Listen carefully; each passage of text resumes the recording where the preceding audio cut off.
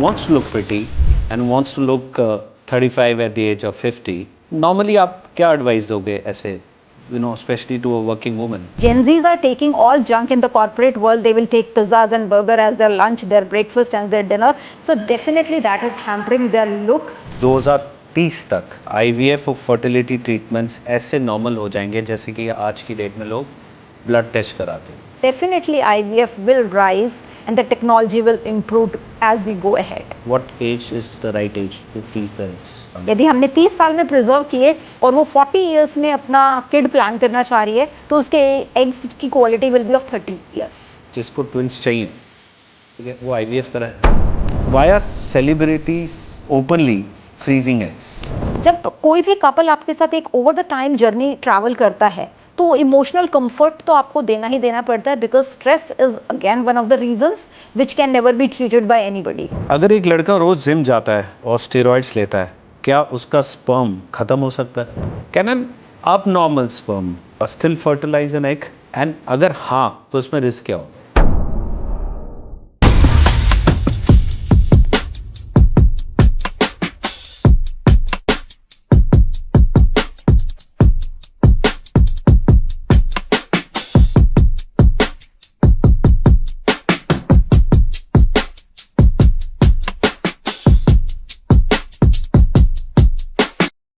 Friends, welcome to another inspiring episode of chai with Chilani, जहां stories मिलती हैं स्ट्रैटेजीज से और पर्सनल पर्पस बनता है public movement.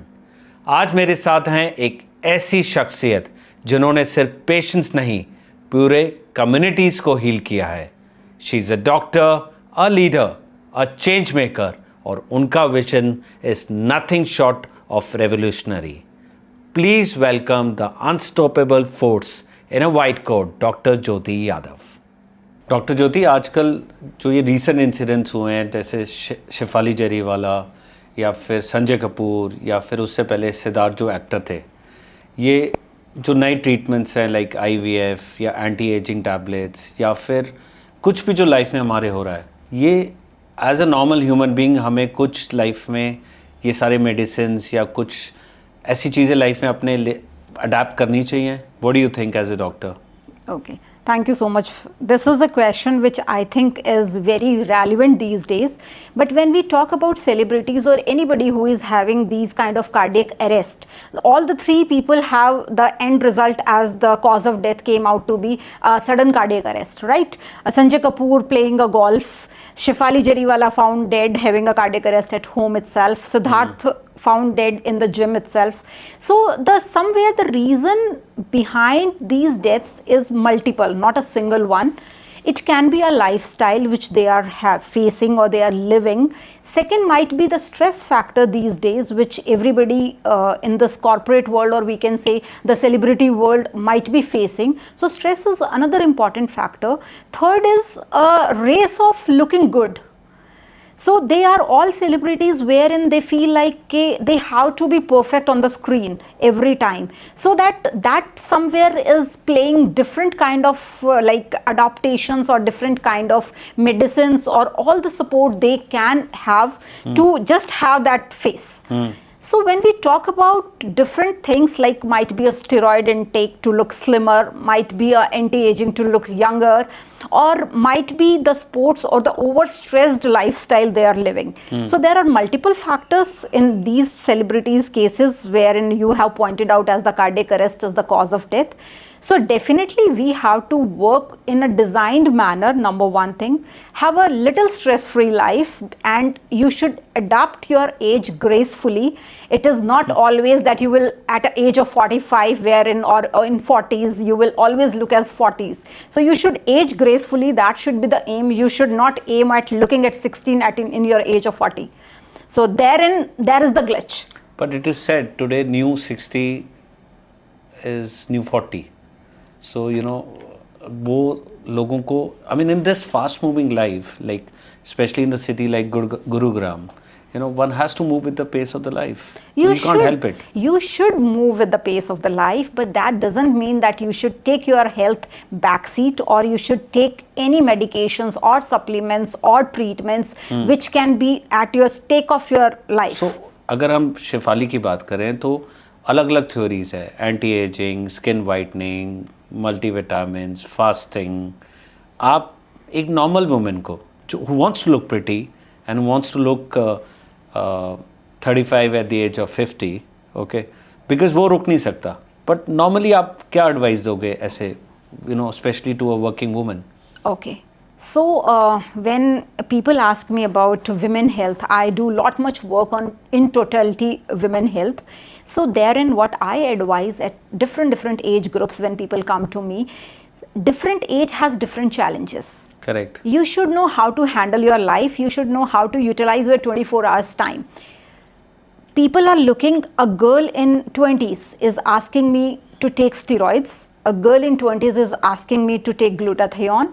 A girl in 20s is asking to take different kind of health supplements or a quick way to slim down. But why? To look younger, to look slimmer. At the age of 20, she wants to look more young. It's not at the age of 20 that she wants to look young, but she wants definitely to look fairer. She wants to Okay. look more prettier. She wants to look more slimmer. So weight gain, weight reduction is a challenge because in 20s, the generation which we are dealing of 20 age group is all junk food. Right? So when the generation is Gen Zs are taking all junk in the corporate world, they will take pizzas and burger as their lunch, their breakfast and their dinner. So definitely that is hampering their looks as well, because what we are looking outside is what we take inside. So that is a theory. So whatever we are taking, may it be a junk, may it be healthier, and everybody knows what are the healthier options, but still due to the work stress, due to the time availability, due to the night culture of working in corporates, so their whole biological clock is disturbed, and because of the non-availability of the handy foods, they don't want to cook, they don't want to invest in the health, they want to invest, they're making more money, might be, that is the reason they want to become millionaire and billionaire so soon that they are running in that race, having a stressful life, they are not doing any physical activity. So उन बच्चों का ये होता है कि हमें activity नहीं करना, आप कोई शॉर्टकट बता दो. So there is never a shortcut. So you mean to say they don't want to compromise? Yes. They don't want to do any hard work. What they believe is, and why is it is happening, and what we are seeing is because of shortcuts. Yes. Artificial तरीके से लोगों को हाँ. वो सब कुछ चाहिए, उनको जल्दी रिजल्ट चाहिए हर चीज का. आप स्टेरॉइड दे, यस, आप स्टेरॉइड्स दे दो पतला होने के लिए, आप ग्लूटाथियोन दे दो फेयर होने के लिए, but that is not how it works actually. So you have to be very selective and very peculiar about what you are choosing in life. कुछ हमने ना अपनी टीम से कुछ क्वेश्चंस वर्कआउट किए हैं, because this is a too technical field. जैसे कि एक क्वेश्चन हमने जो बताया कि भाई 2030 तक आपको क्या लगता है आईवीएफ और फर्टिलिटी ट्रीटमेंट्स ऐसे नॉर्मल हो जाएंगे जैसे कि आज की डेट में लोग ब्लड टेस्ट कराते हैं? सी definitely if I say about technology in IVF, हमारे आज से 10 साल पहले आईवीएफ किसी को भी नहीं पता था. In simple term what is IVF? IVF stands for in vitro fertilization. That is the scientific full form of IVF. और हम ये कह सकते हैं जैसे layman language में जिसको लोग कहते हैं टेस्ट ट्यूब बेबी करना. ठीक है. वो जो हमारी कम्युनिटी समझती है, गांव वाली जो होती है, वो टेस्ट ट्यूब बेबी समझते हैं. IVF is still a term in the modern age or in the society where we have affluent educated community, they understand what IVF stands for. But अभी भी गांव वालों के लिए और the peripheral community के लिए टेस्ट ट्यूब बेबी नाम का शब्द अभी भी बहुत ज़्यादा prevalent है. Common है. So when we talk about IVF, yes, it's a wonderful technology these days wherein the fertility is preserved, infertility is treated, proper methods are there, and in the long run, if I talk about 2030, with the advent of so much of the technology, it would definitely go higher and higher. And yes, the infertility ratio, if we talk about 2030, the type of community or the type of society we are in the fast moving world, the causes of infertility will rise. Because women of today's world is marrying not at the age of 20, they are marrying at the age of 30. They are building their own career, they're planning a kid at 40s. So all these age groups, the age has shifted. There is a huge difference in the age of marriage, age of childbearing. So in that concern, if I talk about IVF, so definitely IVF will rise and the technology will improve as we go ahead. So you mean कि वो 2030 तक ये सब blood test की तरह common हो जाएगा, possibility है? ब्लड टेस्ट नहीं तो यस, बहुत कॉमन तो जरूर हो जाएगा। फ्रीजिंग की क्या एज लिमिट होती है? एग फ्रीजिंग एक टेक्नोलॉजी है जिसको हम कहते हैं कि फर्टिलिटी प्रिजर्विंग टेक्निक है एग फ्रीजिंग। और एग फ्रीजिंग की एज नहीं है। Whenever a girl attains menarche और we say that she is in a fertile age group, वहां से वो एग अपने फ्रीज करा सकती हैं starting from that age. As such, there is no upper limit of the egg freezing. But as what do you advise to a woman who is very, very ambitious? What age is the right age for her to freeze the eggs? Okay. So if I talk about ambitious women, so ambition will definitely come in 30s और in 20s, because if you are career oriented कि मुझे कहीं foreign travel करना है, मेरा 5 साल का degree के लिए जाना है, या मुझे अपने पोस्ट ग्रेजुएशन के लिए जाना है, या मैं अगले 5 साल किसी क्लिनिकल और किसी भी चीज़ में आगे काम करना चाहती हूँ, I cannot think of any kind of like family planning as of now. तो उसको मालूम है कि उसका कर्व कैसे जाने वाला है। So in that case as early as possible she should at least preserve the eggs wherein we can conserve the fertility, and whenever she wishes to have the family ahead, she can very well take back those eggs and the eggs will be of that age. यदि हमने 30 साल में preserve किए और वो 40 years में अपना kid plan करना चाह रही है, तो उसके एग्स की quality will be of 30 years. So it is advisable. Yes, it is the new technology. It is very much advisable. It is very much has to be propagated in the society because it's a wonderful technology and it's a wonderful technique wherein there are so many myths about egg freezing. I think that has to be addressed. कुछ myths और हैं जो हमने normally देखा, चलिए उन myths को दूर करते हैं। ये झूठ हैं या myths हैं? IVF बेबीज जो होते हैं वो नॉर्मली वीक या अननेचुरल होते हैं? No, that's totally a myth. It's not the truth. IVF babies कभी भी एबनॉर्मल नहीं होते हैं, मतलब उनकी ऐसे सच रेशो हम नहीं कैलकुलेट कर सकते कि नेचुरल बेबी हुआ है तो वो ज़्यादा हेल्दियर होगा, या IVF से हुआ है तो वो अनहेल्दी होगा या एबनॉर्मल होगा। It totally depends on the age of the men, it totally depends on the age of the women. It totally depends at the time when they are conceiving, what is their like comorbidity factor, what are other things which regulate their fertility. Depending upon that, it can be abnormal or normal baby we are expecting, but it's totally a myth. Okay. And the second myth is IVF means twins by default. IVF doesn't mean twins by default, but why this myth has come? Generally लोगों को ये लगता है कि जब IVF कराते हैं या तो ट्विंस होंगे या ट्रिपलेट्स होंगे, तो वो होता क्यों है या आया कहाँ से? Chances are definitely more because when we are doing IVF, the number, it depends on how many number of embryos we are implanting. Okay. So यदि हमने 3 एम्ब्रियो इम्प्लांट किए हैं, so there are more chances, मान लो 2 हो गए उनमें से properly आगे प्रोसीड, तो वो ट्विंस हो जाएगा। यदि हमने एक ही इम्प्लांट किया और वही अनसक्सेसफुल हुआ, तो that will be a failure of IVF. So to improve the success rate in India specifically, यदि हम बाहर के कंट्रीज की बात करते हैं, क्योंकि इंडिया में तो यदि ट्विंस भी होते हैं तो it is said to be a blessing, right? लेकिन जब हम आउटसाइड इंडिया की बात करते हैं तो वहाँ पे एवरी सिंगल चाइल्ड और every single unborn child has to be calculated as per the finances, क्योंकि वहाँ पे सब कुछ आपका कहते हैं ना कि गवर्नमेंट द्वारा किया गया होता है। सो वहाँ पे and again it's a law there, और you can say it's very strict कि आपको एक ही एम्ब्रियो इम्प्लांट करना है। सक्सेसफुल होता है तो भी ठीक है, families are not able to afford twins. तो आपकी बात से एक समझ आई कि अगर जिसको ट्विंस चाहिए, ठीक है, वो IVF कराए? No, again it's Probability is more. No, to have twins, IVF is not the technique. हम ये कहें कि भाई हमें ट्विंस कराना है, या ट्विंस चाहिए तो हम IVF करा लें। No, IVF has its own indications.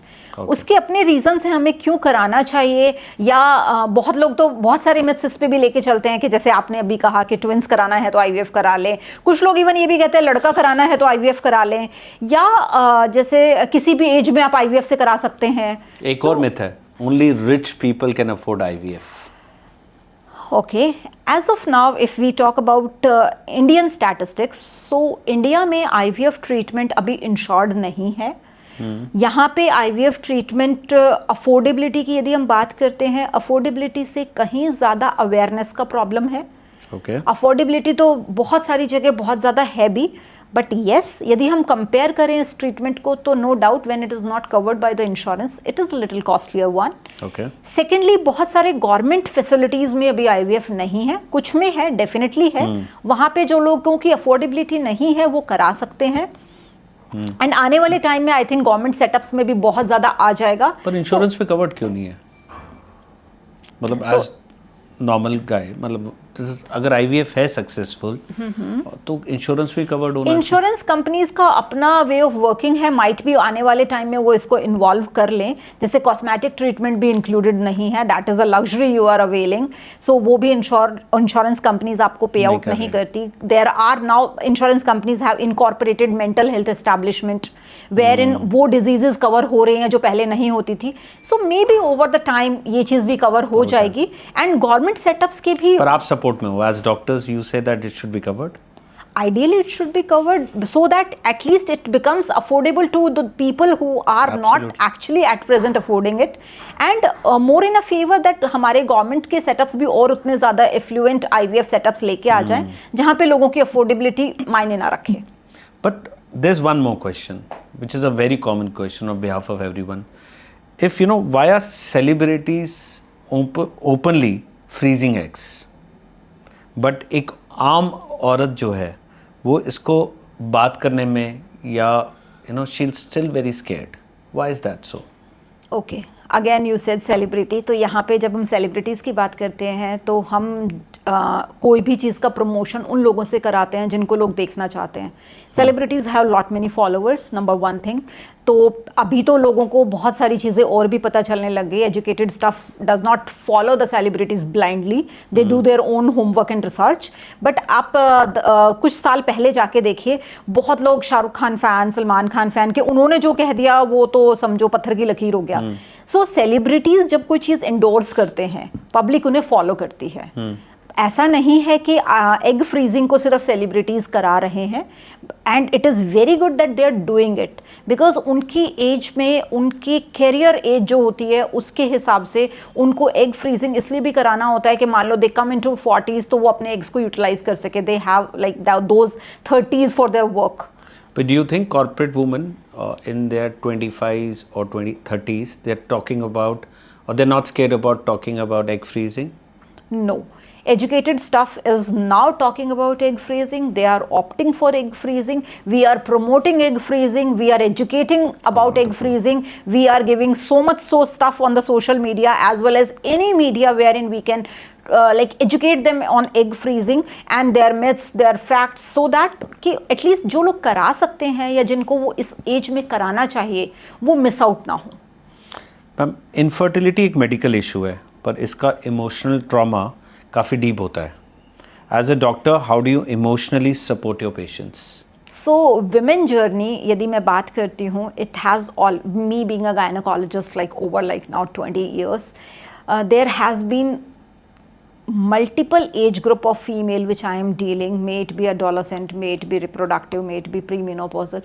It has always been an emotional journey at different ages because a different age comes up with different things. So यदि हम सिर्फ इनफर्टिलिटी की बात करें तो इनफर्टिलिटी आज के टाइम पे तो बहुत बड़ा एक कहते हैं ना कि चंक ऑफ कम्युनिटी हो चुका है जहाँ पे मल्टीपल फैक्टर्स होते हैं. पहले तो प्लान नहीं करते हैं बिकॉज एज, उनको लगता है कि अभी तो हम बहुत कुछ और करेंगे. उसके बाद जब प्लान करते हैं तो होता नहीं है तो फिर वो डॉक्टर सीक करते हैं. तो फिर जब तक वो डॉक्टर सीक करते हैं, because it is been said that आपका 5 साल, 4 साल, 2 साल, 10 साल, 15 साल का एक जर्नी ऑलरेडी हो चुका होता है which has always been an emotional trauma by the family, by the husband, by the society, by near and dear, everybody. So वो इमोशनल अपसेट तो वहाँ पे ऑलरेडी सेट इन हो चुका होता है which we try to overcome when we start talking to the couple, when we start to counsel the couple, when we tell them like we have the things wherein we can help in, and उसके बाद वो धीरे धीरे, because it's not a one day thing, जब कोई भी couple आपके साथ एक over the time journey travel करता है तो वो इमोशनल कंफर्ट तो आपको देना ही देना पड़ता है because stress is again one of the reasons which can never be treated by anybody. तो वहाँ पे हमें वो इमोशनल इम्पैक्ट और इमोशनल ट्रॉमा को धीरे धीरे करके उनके साथ बात जब करते हैं तो वो सेट इन हो जाता है. So how does surrogacy actually work in India? Legally, medically and emotionally? Surrogacy is again, मैं बताना तो पहले सबसे पहले ये चाहूँगी कि सरोगेसी एज सच सबको पता भी नहीं है कि सरोगेसी होता क्या है। तो सरोगेसी हमारे पास एक टेक्निक है जहाँ पे हमें ये लगता है कि female is not medically fit to take the pregnancy to 9 months, और इम्प्लांटेशन से लेके डिलीवरी तक का सफ़र उसके यूट्रस के द्वारा नहीं होगा। So therein we rent out a uterus of somebody else, so that lady is known as surrogate mother, and वहाँ से हम उस जर्नी को शुरू करते हैं। तो वहाँ पे जो एग्स होते हैं वो कपल के होते हैं, सेम फीमेल के होते हैं, सीमन जो होता है वो हस्बैंड का ही होता है।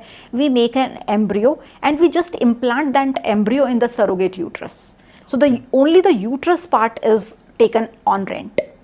But when we talk about, that is how medically surrogacy is. When we talk about the legal angle, yes, because in India we have now ART laws, so it has to be legally approved, as well as the indication of surrogacy should be properly clarified, to be properly checked, and if it fits into the criteria of surrogacy as per the law, then after all the documentation and paper formalities one has to undergo, then we decide, yes, this is the couple wherein we will be needing a surrogate, and therein we go for the surrogacy. But surrogacy, I recall आज से 1-1.5 साल पहले तो काफ़ी बात किया जाता था, सडनली कुछ लीगल एंगल्स भी आ गए इसमें। पहले आपने सुना भी होगा कि बहुत सारे लोग इंडिया में सेलिब्रिटीज से शुरू करते हैं, as this talk has started with celebrity. So when we everybody of us knows that there are so many people who have conceived via surrogacy, कि हमें उनकी एकदम से न्यूज़ सिर्फ बच्चे की आती है, there is no news of the pregnancy, right? So वो टाइम पे जब surrogacy was not under ART laws, इसी की वजह से कि there was a misuse of the technology और there was a overuse of the technology, the law has been formulated now that it has to be judiciously used उन लोगों के लिए ही जहाँ पे उसकी एक्चुअल में ज़रूरत है। ये ज़रूरत नहीं है कि मैं मोटी हो जाऊंगी, मेरा टमी रह जाएगा या मेरी बॉडी फिगर चेंज हो जाएगी। These are not the indications for surrogacy, they are not the proper indication, they can be a cosmetic. Cases आपके पास आते हैं जिसमें आपने बोला कि एक लेडी मुझे ये कह रही कि मैं मोटी हो जाऊंगी या मेरे पास टाइम नहीं है, तो ये रिपीटेड केसेस आपके पास आते हैं? People inquire, these are the most common questions about surrogacy, कि मैं मदर बन के ना अपना बॉडी फिगर खराब नहीं करना चाहती। I don't want to waste my 9 months in taking a baby along with me in my womb. So मेरे को कॉस्मेटिकली नहीं वो करना है, मेरे फेस पे वो मेलेज्मा नहीं आना चाहिए जो प्रेगनेंसी में आता है। I don't want any stretch marks on my body because of pregnancy. So बहुत सारे इंडिकेशन है in this world, and we have seen multiple people who have endorsed surrogacy in the past. So ये सब indication are the relative indications, ये कभी भी true indication surrogacy की थी भी नहीं। ये सिर्फ कॉस्मेटिकली आप अपने आप को कह रहे हैं कि मेरे इन वजह से, या मेरे पास टाइम ही नहीं है। That is again one of the biggest challenges, कि ठीक है कोई और ही बच्चा पैदा कर दे मेरी जगह, मैं अपने 9 months क्यों खराब करूंगी। सो ये सब के सब जितने हैं, ये सब आपके द्वारा कहते हैं ना बनाए हुए इंडिकेशंस हैं। They are not the medical and authenticated indications for surrogacy, that has to be ideally decided by your expert, not by you as the choice. कि people may come with the choice of surrogacy, but they are not the ideal candidate to adopt surrogacy. तो आप कह रहे हो ये loss जो पहले इतने स्ट्रिक्ट नहीं थे, वो इन रीजंस की वजह से लॉस को स्ट्रिक्ट कर दिया गया। लॉज पहले थे ही नहीं। ART लॉ अब आया है। कब आया मैम ये? It's almost a year now, and we are now. मैंने सुना लोग स्पेशली इंडिया आते थे, स्पेशली बाहर के लोग, for surrogacy. Right, is this true? Yes, it was true, because India में आपको सरोगेट मदर बहुत चीप मिल जाती हैं, बिकॉज इंडिया में पॉवर्टी बहुत है। So you might get a surrogate. There used to be surrogate homes. There used to be a surrogate channels where people used to get surrogates. But अब ऐसा नहीं है। अब we cannot do that. अब लोग बाहर जाते हैं, थाईलैंड जाते हैं। नहीं, सरोगेसी के लिए नहीं जाते हैं। सरोगेसी के लिए तो थाईलैंड भी नहीं जाते हैं, बिकॉज एज सच हर जगह के लॉज अपने हैं। इंडिया में भी यदि if you fulfil the laws and the legal channels, then definitely it is one of the option wherein if it is indicated, it's a beautiful technology again, I would say, that you can have a baby. Sure. अगर एक लड़का रोज gym जाता है और steroids लेता है, क्या उसका स्पर्म खत्म हो सकता है? Yes. This is true. This is 100% true. Please elaborate. Okay. So steroid has an impact on your sperm formation. So Okay. when we do the semen analysis, and it's a very good question because ऐसे patients हमारे पास आते हैं. Because हम Before this, I never knew this. Okay, no, I had तो multiple people who are strong gymmer. You can see them as a personality कि इतनी अच्छी body है, इतनी अच्छी physique है. But when we get the semen tests done, it is a zero sperm or nil sperm or scanty sperms or oligospermia. So there are different diagnoses wherein your sperm and the semen quality and the sperm concentration, quantity, motility, everything gets hampered because of the use of steroids. Not because of gym, because of steroids. Definitely, it's not because of the gym. Gym will active exercise will improve the quality of the sperm. But if you are taking steroids, then definitely they have a negative impact on your semen quality. So what is the message for the heavy, I mean, most of the people, 70% gym goers take steroids. No, not 70%, I would say. 50%? Okay. So in that case, the take home message here is पहली चीज़ तो ये कि आप जो supplements जो भी लेते हैं वो authenticated experts के साथ लें. इंडिया में सारे ही नकली मिलते हैं, कहते हैं. नकली नहीं मिलते हैं, ऐसा नहीं है, नकली मिलते हैं, बट उनको देने वाले लोग कैन नॉट जज you. Correct. Your body has to be analysed properly कि आपके ब्लड टेस्ट प्रॉपर, पहले आपको बेसलाइन पता होना चाहिए, देन आपकी रिक्वायरमेंट क्या है. आपको अपना विजन एंड अपना फोकस बहुत क्लीन एंड क्लियर रखना चाहिए कि मुझे करना क्या है. You want to stay healthy, you want to walk a ramp, you want to have six packs. What is your objective of doing a gym? Everybody in the gym will have different objective going there, right? But steroid आप ले रहे हैं, ऐसे ही ले रहे हैं कि बस मुझे अच्छा लग रहा है मैं इसलिए ले रहा हूँ, या आपका ट्रेनर कह रहा है ले लो, कुछ नहीं होता है. So that is altogether a different wrong story which has been created and manipulated by your trainers either, or by your friend circle, or by the incomplete information you have, or by the bodies you look on Instagram or Facebook, or like abs which you see, they are not made naturally. So those who are making it naturally, wonderful job being done, but if not, then definitely it's over the time it will not even hamper your semen quality. There are so many factors wherein steroids will hamper your body. आपकी बात से एक question मुझे दिमाग में आ रहा है कि for the men who want to have a good body, basically they get this message from their trainers or friends or oblique social media. For the women who want to look 30 at the age of 45, they get this again message from social media, friends and few not so called experts. Right. But what we are seeing is like Shefali Jariwala ke case mein. But what is the learning which we should do with all this? Okay. First learning is, as I said, your aim has to be very clear. A person who earns by their looks, like यदि मैं body builder हूँ, मुझे competition fight करना है, तो मेरी कीमत national खेलने की उस स्टीरॉइड से कहीं ज़्यादा है, तो definitely I will take that, right.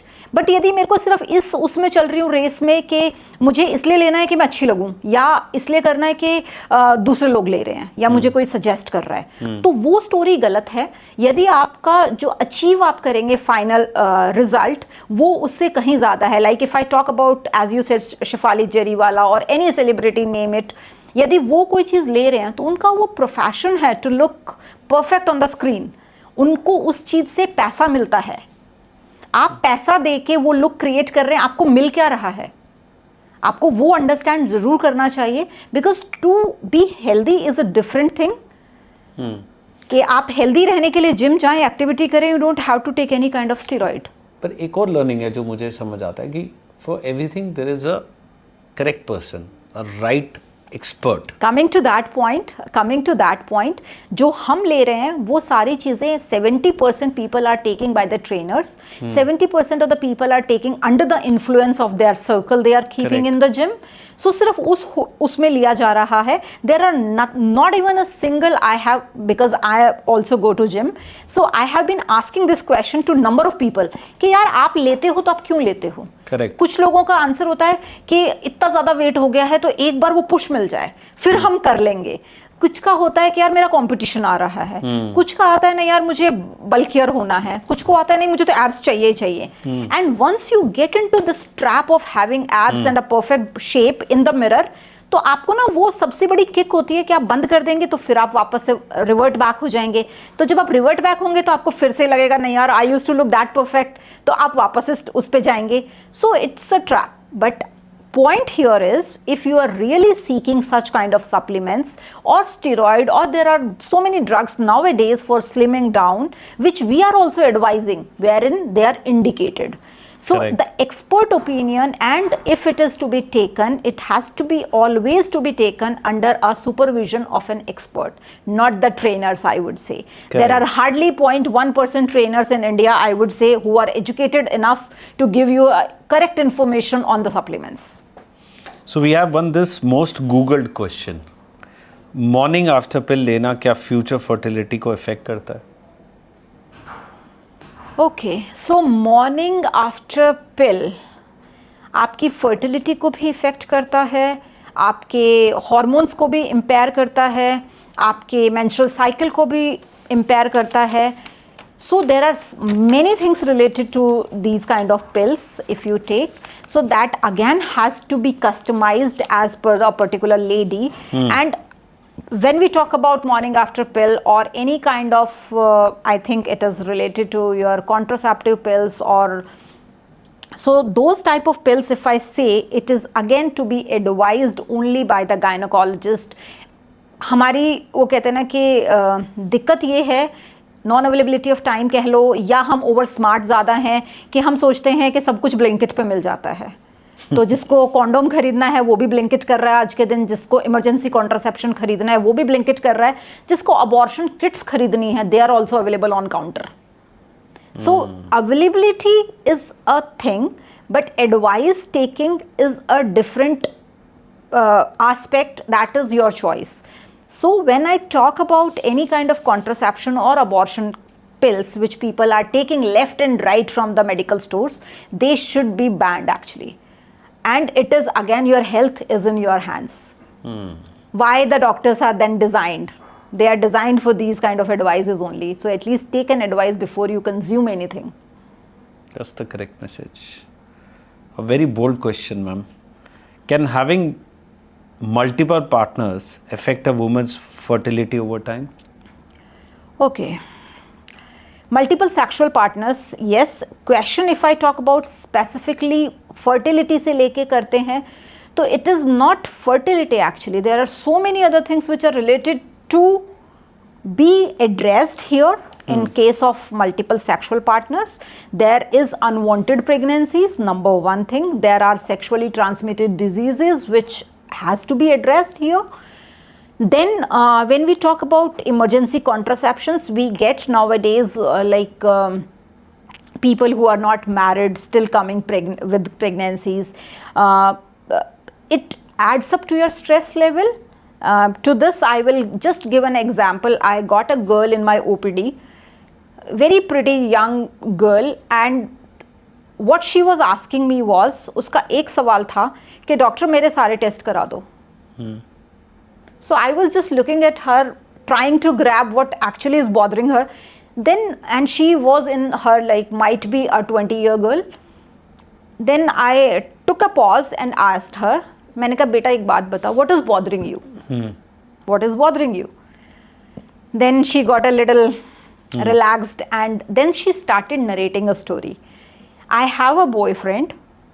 My boyfriend, I think, sleeps with some other girl, and he's sleeping with me also. Now it is bothering me that might be I have some kind of a disease, or can I have some kind of a disease having a sexual intercourse with that boy. So those were the questions asked by that pretty girl, I would say. So therein, why she was asking those questions were because, and an educated one, because of unawareness. Correct. Still people who say themselves to be educated lack sexual education. And sexual education is one topic which should ideally be boldly said and asked. As you also mentioned your question, that a bold question. No, it is not a bold question. It is a question to be addressed every time you get an opportunity. so that we can avoid those unwanted pregnancies those unmarried girls are having, because they end up into suicides, they end up thinking ending their life, they land up into depressions, they land up into so many other mental health illnesses just Correct. because of that thought. So when we talk about multiple sexual partners, again your thing, so it is more of having contracting the infections, not per se as fertility, because that will little bit bother in your mind every time if you have. Can an abnormal sperm still fertilize an egg? And अगर हाँ तो इसमें risk क्या होता है? Abnormal baby, यदि sperm abnormal है तो इट माइट लैंड अप, पहली चीज तो ये कि कंसीव करेगी कि नहीं करेगी, फीमेल करेगी तो वो एबनॉर्मेलिटी के साथ करेगी, एंड सेकेंडली एबनॉर्मल स्पर्म की कंसंट्रेशन क्या है. See we just need one sperm to fertilise, right, and when we get a semen analysis report there are millions of sperm, so you don't know which one is fertilizing. Okay. It's not कि one egg one sperm, right? So abnormal sperm की concentration कितना है, क्या वो fertilise करने की उस range में आता भी है कि नहीं आता है. तो हमें यदि सही वाले स्पर्म ने फर्टिलाइजेशन किया है तो baby would be normal, but यदि स्पर्म कंसंट्रेशन टोटली एबनॉर्मल हो, ये बहुत कम होता है, बट यदि है तो then there will be chances कि वो बेबी फॉर्मेशन में तो प्रॉब्लम आएगा.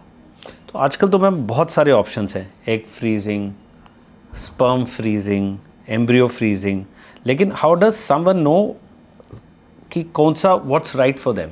ओके, सो जो तीनों चीज़ें आपने बोली, may it be egg freezing, may it be semen और स्पर्म फ्रीजिंग और एम्ब्रियो फ्रीजिंग, ये सारा का सारा हमारा फर्टिलिटी प्रिजर्विंग टेक्निक्स हैं, राइट. इनकी ज़रूरत क्यों पड़ती है और हमें क्यों करना चाहिए?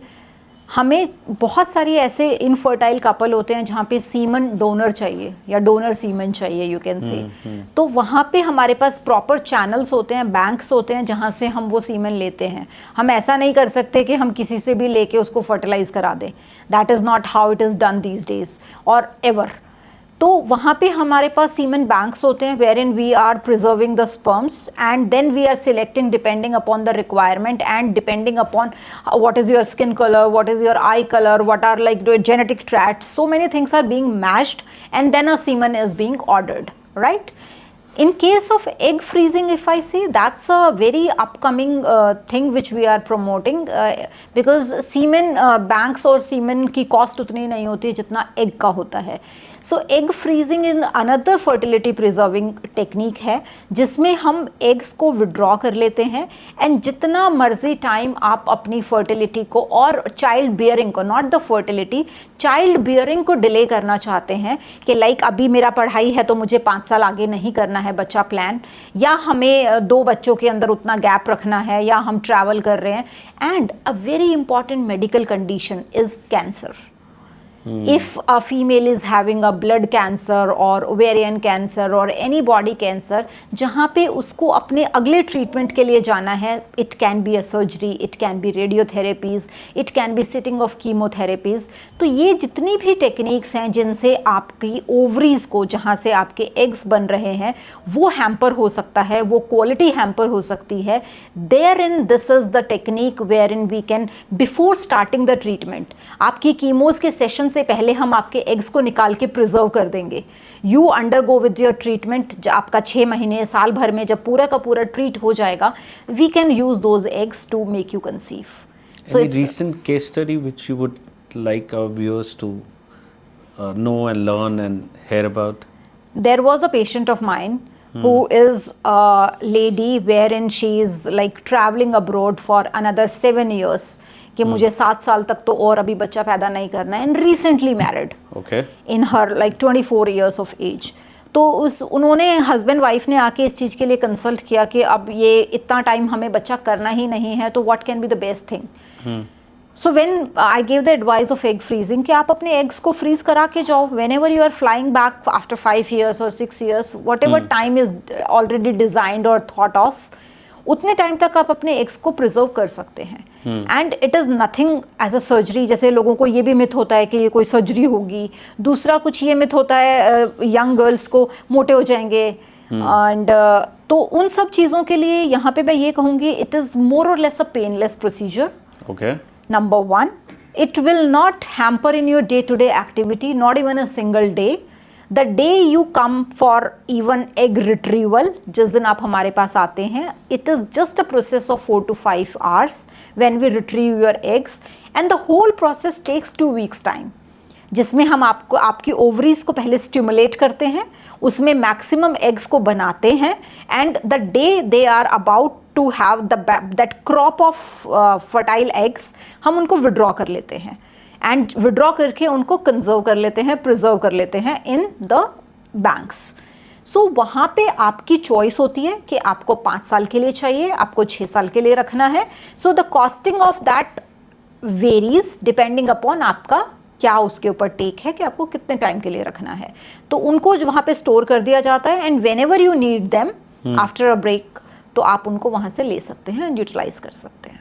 And about donors, I mean, one has the process of selecting, जैसे कुछ मूवीज में दिखाते हैं. Is this true in real life? Yes. So donor की यदि हम बात करते हैं, अब आप ये सोचिए कि आपके एग्स जो हमने प्रिजर्व करे, number one thing is in IVF with your due consent, हम आपकी परमिशन लेके जब हम आपके एग्स को प्रिजर्व करते हैं, तो हमारे पास एक पूरा बंच ऑफ एग्स होता है. Okay. राइट, जिनको हम रिट्रीव करते हैं. बट जब हम उनको यूटिलाइज करते हैं तो ये ज़रूरी नहीं है कि सारे के सारे यूटिलाइज हो जाएंगे.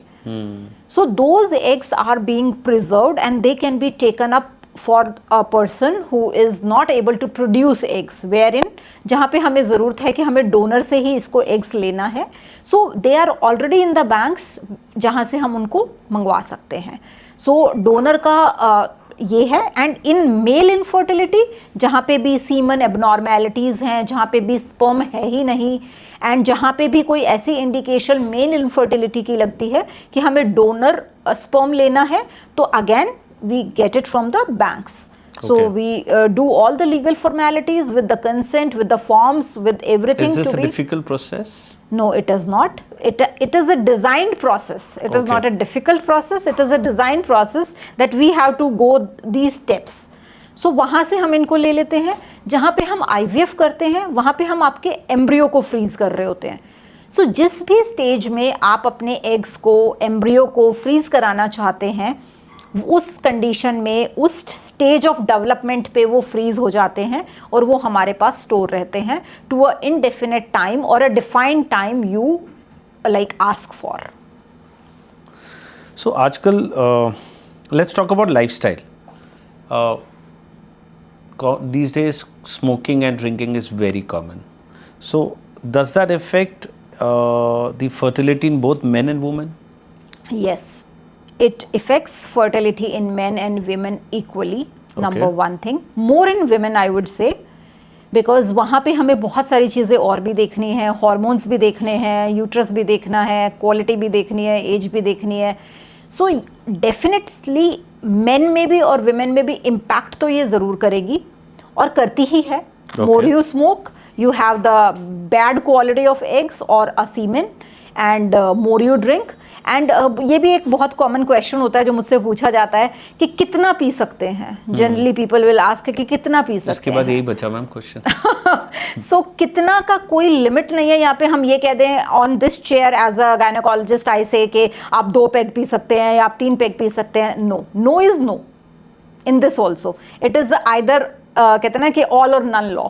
So we don't ever say कि this much is advisable or that much is advisable. Nothing is advisable. So smoking over the time and drinking over the time will hamper your lifestyle, will hamper your fertility, will hamper not only your fertility, it will hamper in total your persona and your health. It is impacting starting from your head to your toe. Every system of your body is impacted by these two things.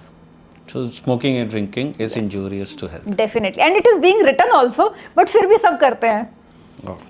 वो disclaimer देना होता है तो वो दिया होता है. But yes definitely यदि हम साइंस की बात करें तो फर्टिलिटी में तो बहुत ज़्यादा रोल है. And we work with couples, we work with women and men equally to improve their life style for another 3 to 6 months time. जहाँ पे IVF प्लान होता है वहाँ पे लोग नॉर्मली नेचुरली कंसीव कर जाते हैं. Just to change on the lifestyle, just to change on the weight, like weight भी एक बहुत अच्छा इंपॉर्टेंट इसमें वो है कि आपका लाइफस्टाइल तो चलो ये हैबिट्स हो गई. Another thing is your weight when you are not in your normal BMI, आप ओबीज हैं, आप ओवरवेट हैं, तो आपका semen and your egg quality automatically depletes down, your hormonal cycle changes, your menstrual cycle changes, your all hormones are impacted because of just your weight. So weight is another key important wherein it leads to so many causes of infertility, जहाँ पे हमें सिर्फ weight management करके, lifestyle modifications करके, stress level को थोड़ा सा control करके बहुत सारे लोगों को बहुत अच्छे रिजल्ट्स आते हैं. आप सिर्फ पेशेंट्स नहीं, नेक्स्ट जनरेशन ऑफ डॉक्टर्स को भी ग्रूम कर रहे हो. अगर हम 2020 की हेल्थ केयर इंडस्ट्री इमेजिन करें स्पेशली फॉर वुमेन, तो आपका विजन क्या है? You asked me 2020, it's a decade before, or if we talk about 2030, a decade ahead. So over the time, आपने as a society, if I take you, तो आपने भी देखा होगा कि the healthcare is improving very fast. Correct. I being the gynecologist is bothered about the women health, wherein मैं यदि 10 साल पहले की बात करती हूँ तो mortality in women was more. आपने बहुत बार सुना होगा पहले कि बच्चा पैदा करते वक्त इस औरत का डेथ हो गया था. अब नहीं सुनते. अब नहीं सुनते. या आपने ये सुने होंगे कि 6-7 बच्चे हुए थे, 1-2 जिंदा हैं, इतने तो मर ही गए. बट अब नहीं सुनते. अब 1-2 बच्चे होते हैं और वो भी हेल्दी एंड वेल्दी होते हैं, आई होप.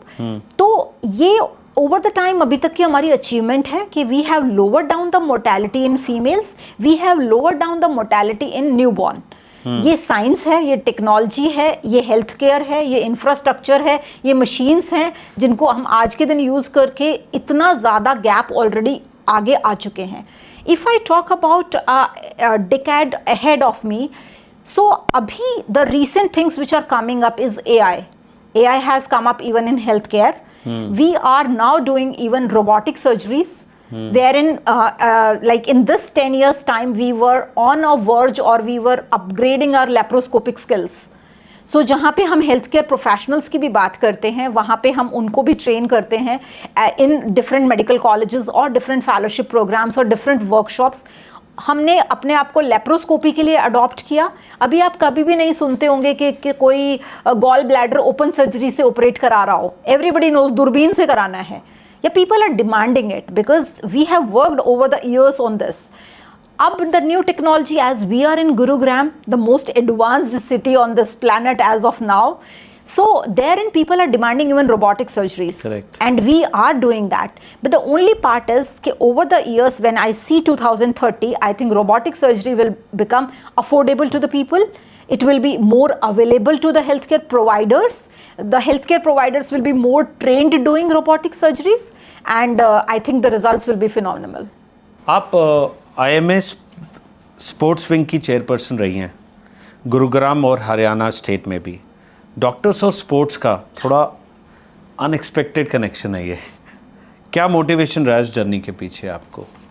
ओके, सो सी, हमने इस पूरे पॉडकास्ट के अंदर, पूरी कॉन्वर्जेशन के अंदर बहुत सारे लोगों की बात की जो सेलिब्रिटीज़ रहे, जो सुंदर दिखना चाहते हैं, जो फिट दिखना चाहते हैं, gym and bla bla bla related to the like activity level. So यदि डॉक्टर की बात करें, so doctor are again one of the key factors in the society जो ये मानते हैं या जिनको लोग फॉलो करते हैं. If we don't look fit, how can I say anybody of my patient who is obese or not in a normal BMI, तो उसको मैं पतला होने की मोटिवेशन दूंगी कहाँ से? You have to set your limits first and you have to set the targets also for your audience. So I take that as number one thing. Secondly, throughout my childhood and throughout my college, I have always been the best athlete, even in my graduation college days. Okay. Wherein आपको लगता होगा कि doctors में पढ़ाई बहुत होती है, लगता नहीं और होती भी है एक्चुअली में. But still you need 1 hour time for your body and your soul. And those who cannot afford that 1 hour is wasting their 23 hours, I would say. Wow. So setting up a target of 1 hour activity, I have always been designed like that since my school days to my college days, even after my like childbearing, different phases of my life, I have never quit that 1 hour me time. And that is related to the fitness. It can be anything for anybody. And that's the reason that I have taken this platform as a like chairperson, sometimes co-chairperson, even the state level, because that's my happy time where I spend, and that's my motivation. And if I motivate even a single person about fitness, suffice the purpose of being the chairperson or like in the sports community. So I think doctors and sports, or the doctors and fitness, is one of the things which everybody should take care. Absolutely, bang on ma'am. आपके NGO ने बहुत सारे rural camps किए हैं, health education spread की. क्या कोई ऐसा मोमेंट या स्टोरी जो आपके दिल के बहुत करीब हो, एक defining memory from your ground level work? Okay. So when I talk about NGO, that is Manav Uthan Mission, and I think healthcare, doctors, and we are designed in such a way, we are trained in such a way कि आप as a society हमें read करते हैं कि यार बड़ा noble profession है, या तो ये कहेंगे आप. करेक्ट. या डॉक्टर्स को जनरली उस लेवल से ट्रीट भी किया जाता है, और वो सोसाइटी में रिस्पेक्ट भी गेन करते हैं just because of this profession. तो जब हमारा प्रोफेशन इतना नोबल है, wherein we can do charity, wherein we can serve the community, wherein we are treating the illnesses, wherein we are providing preventive care. So in every aspect of your health, which is revolving around every individual, we become part of that, of your journey, right? So NGO specifically is for definitely my objective was to educate. Because Gurgaon में रह के तो गुड़गांवा को educate करना बहुत आसान है, but Gurgaon में रह के किसी पेरीफ्री में किसी गांव की औरत को ये समझाना कि ब्रेस्ट कैंसर या सर्वाइकल कैंसर से आपकी मौत हो सकती है, या उसको हम प्रिवेंट कर सकते हैं, या हमारे पास आज के दिन वो सर्जरीज हैं या टेक्नोलॉजी हैं जहाँ पे we can give you a cancer free life. So मेरा उद्देश्य एनजीओ को शुरू करने का सिर्फ वो education and awareness, and that what we are doing, and this is the best mode. See, awareness and education आप किसी भी सब्जेक्ट पे पेरीफ्री में जाके गांव वालों की या उन लोगों की जो एक्चुअली में नीडी हैं कर सकते हैं, बट हमारा प्रोफेशन वो है जहाँ पे हेल्थ है, तो वो थोड़ा सा और अपग्रेडेड वर्जन हो जाता है टू स्प्रेड द अवेयरनेस. तो इसका एक इंटरेस्टिंग सा मैं एक एग्जाम्पल दूंगी. I met a lady in one of the remote villages. She was at a age of somewhere around almost menopausal, that is like 42 or 50. उसका टेक अबाउट हेल्थ केयर क्या था, वो मेरे से क्यों मिलने आई, वो स्पेशली मुझसे मिलने आई कि मैडम मुझे बच्चा चाहिए. तो आई वॉज शॉक्ड, सरप्राइज्ड कि एक 50 साल की औरत को बच्चा क्यों चाहिए. अब मैंने उससे पूछा, मैंने कहा आपको बच्चा क्यों चाहिए. कहती है मेरे को एक बेटा था एंड वो बच्चा मेरा 22 साल का रोड साइड एक्सीडेंट में एक्सपायर हो गया, तो अब हमें एक बच्चा करना है. मैंने कहा okay, but I was happy also. खुशी की बात ये थी कि एक 50 साल की गांव की औरत को ये पता है आज के दिन कोई ऐसी टेक्नोलॉजी भी है जहाँ पे हम बच्चे के लिए पूछ सकते हैं, या एटलीस्ट उसके अंदर वो अवेयरनेस थी which made me happy. Story was touching because losing a son at 22 or 24 years of age was little emotional factor which she was concerning, and I would say that is the biggest achievement as of now for me also, that lady at the age of 50 delivered twins with me only, and one baby boy and one baby girl with a weight of 2 kgs and 1.8 kgs. I still remember that lady as well as the kids.